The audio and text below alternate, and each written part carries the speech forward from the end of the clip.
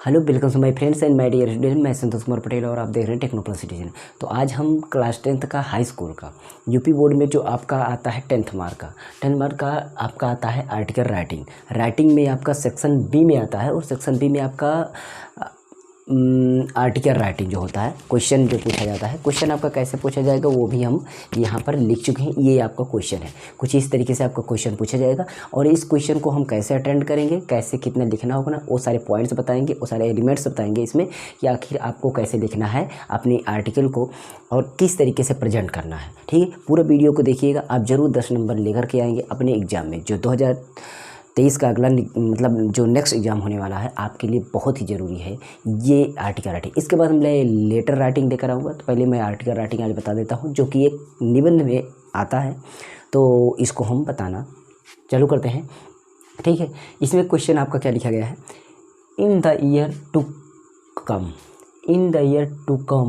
if you have not already done this year, you are going to celebrate your 18th birthday. Write an article in 100 to 150 and words on the joys and responsibilities of being 18. You are, यहाँ पर आपका नैवित या नवतेज हो या आपका नैविकता हो, मतलब ये आपका एक लड़के का नाम है, यहाँ पर एक लड़की का नाम है।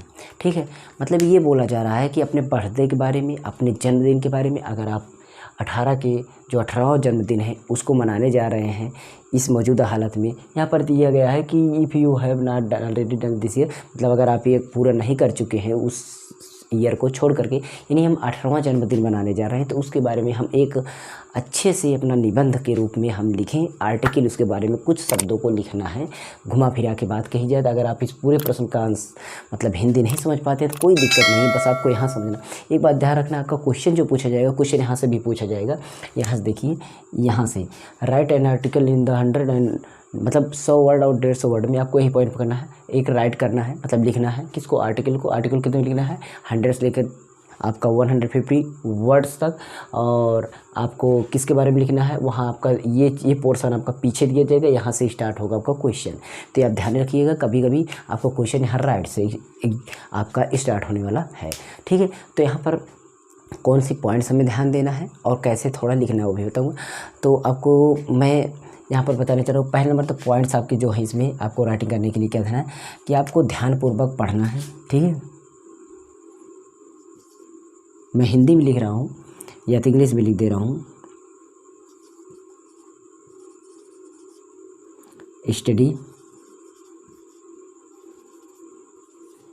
Study careful hints and points. Study carefully hints and points. आपको जो पॉइंट्स होते हैं, जो आपको हिंट्स होते हैं, उनको केयरफुली ध्यानपूर्वक अच्छी तरीके से तैयार करना, अच्छी तरीके से समझना है और अच्छी तरीके से वहाँ लिखना भी है। ये चीज़ को आपको ध्यान में रखना है। उसके बाद आपका कुछ दूसरा पॉइंट मैं लिख देता हूँ यहीं पर समझने की। ये आपको लिखना नहीं है उस पर, ये मैं बात बता रहा हूँ कि कौन कौन चीज़ें पर ये निर्भर करता है।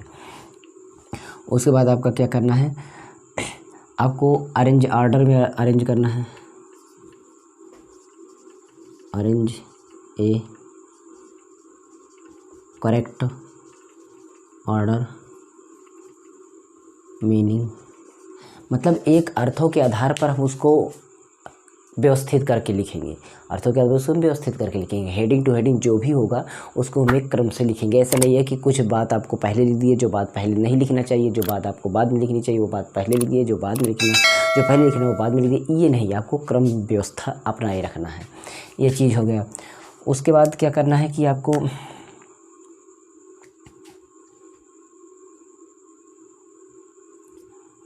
हो गया 3 पॉइंट देखिए,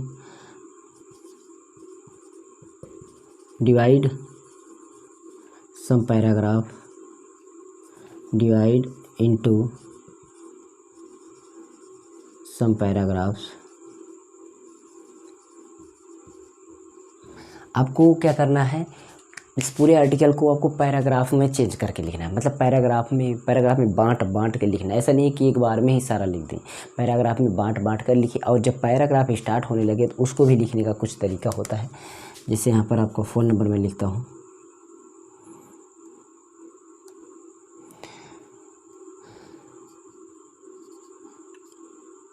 इन begin paragraph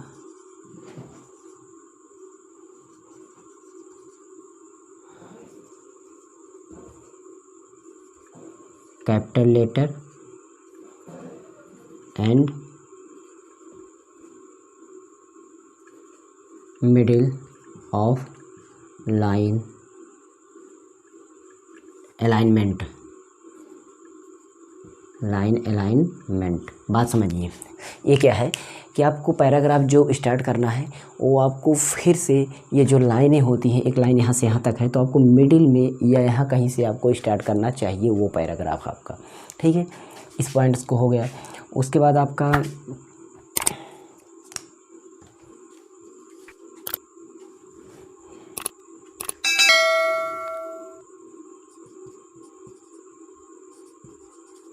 introduce and conclude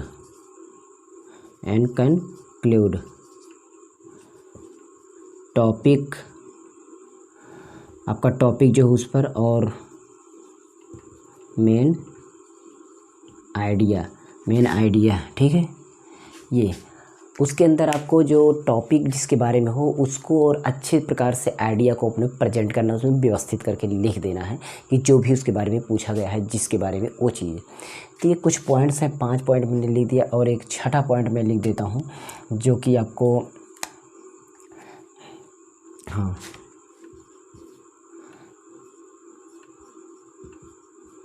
writing language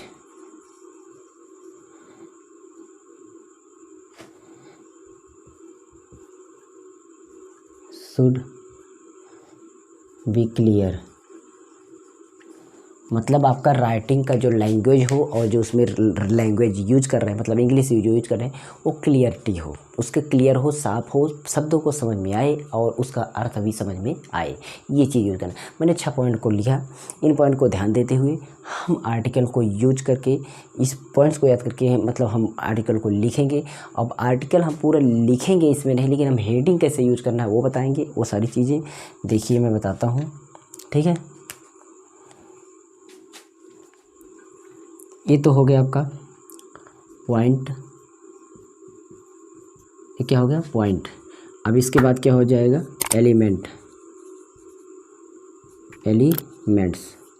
elements में आपको क्या करना है। एलिमेंट्स में आपकी हेडिंग होती है, पहला नंबर तो आपका टाइटल होता है, ठीक है, या हेडिंग, ये हो गया। दूसरा नंबर आपका नेम ऑफ द राइटर, कहाँ से किसके बारे में है, उसके राइटर के बारे में थोड़ा बता दें। तीसरा इंट्रोडक्शन,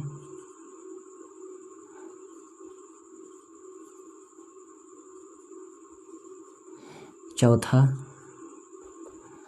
कंटेंट, पांचवा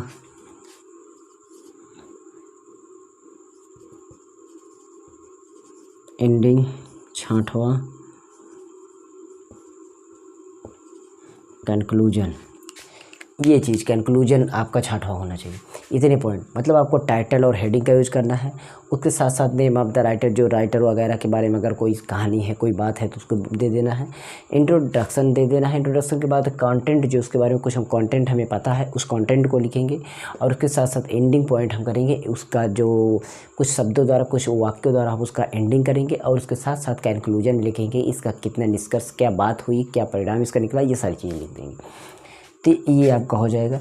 अब रही बात लिखने का, जैसे मान लीजिए मैं यहाँ पर लिखता हूँ, सबसे पहले आंसर है आपका, तो आप क्वेश्चन नंबर डाल लेंगे। तो अब यहाँ आंसर नंबर डाल लेंगे कि मान लीजिए 9 का ए लिख रहे हैं, ठीक है। ऐसे आप डाल लीजिए हेडिंग।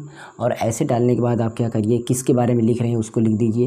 जैसे मैं लिख रहा हूँ आई एम 18, क्योंकि 18वां जन्मदिन आपका मनाया जा रहा है। आई एम 18, ये हो गया, ठीक है।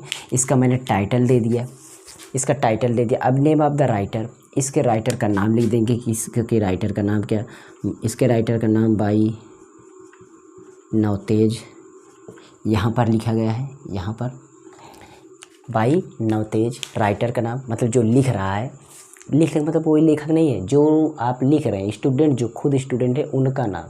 तो यहाँ पर आप अपना नाम ना लिख करके किसी का नाम दे सकते हैं, तो आप उस राइटर का नाम लिखना, कौन ये कंपोजिशन मतलब कौन सा ये आर्टिकल लिख रहा है जो स्टूडेंट, उसके बारे में बोला जा रहा है, उस राइटर का नाम। उसके बाद अब हमें क्या करना है, यहाँ तक हो गया। इंट्रोडक्शन देना है, इसके बारे में कुछ इंट्रोडक्शन देंगे। इंट्रोडक्शन के बारे में हम कुछ लिख सकते हैं, जैसे कि आप बहुत कुछ दे सकते हैं, रीचिंग आपका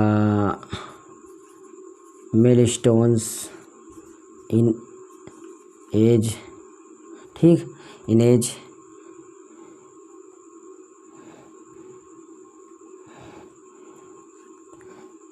is a great birthday, great birthday, ठीक। और उसके बाद आपका ग्रेट बर्थडे टू सेलिब्रेट।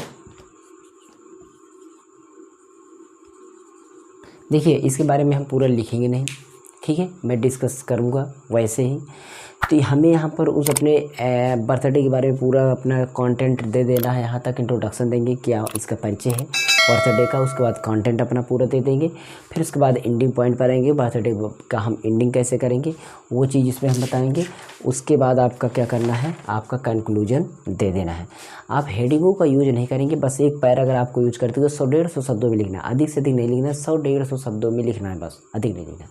तो इस तरीके से इसका मैटर आप इतना ध्यान दीजिए, यही चीज़ बातों का आप ध्यान दीजिएगा, आप बनाकर लिख देंगे, आप बनाकर लिख देंगे, ठीक है। तो मैं जो इंपॉर्टेंट आर्टिकल रहेंगे परीक्षा आने से पहले मैं उसको करवा भी दूंगा, डायरेक्ट आपको वही पूछे जाएंगे।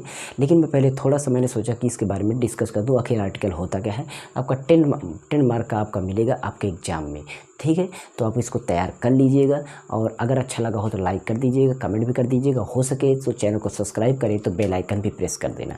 इसी तरह की वीडियो हम 10-12 तक की वीडियो डालते रहते हैं। साथ ही साथ मोबाइल क्या एक चैनल मैंने क्रिएट किया है, उसकी लिंक आपको डिस्क्रिप्शन में मिल जाएगी, उस हमारे चैनल को भी आप सब्सक्राइब करिए, वहाँ जुड़िए। मैं मोबाइल को एकदम बेसिक से सिखाऊंगा, मोबाइल के एक एक फंक्शन को मैं इतनी अच्छी तरीके से सिखाऊंगा कि पूरे यूट्यूब को सिखाया नहीं गया है।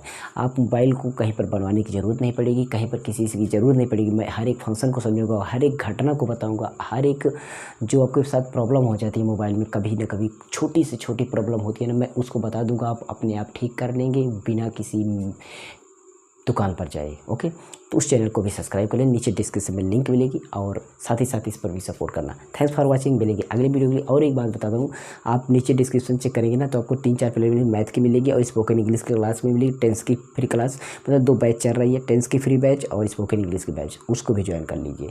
पक्षांतर, कैलकुलेशन, अदर सारी वीडियो आपको चैनल पर मिलेगी, नीचे डिस्क्रिप्शन चेक कर लें।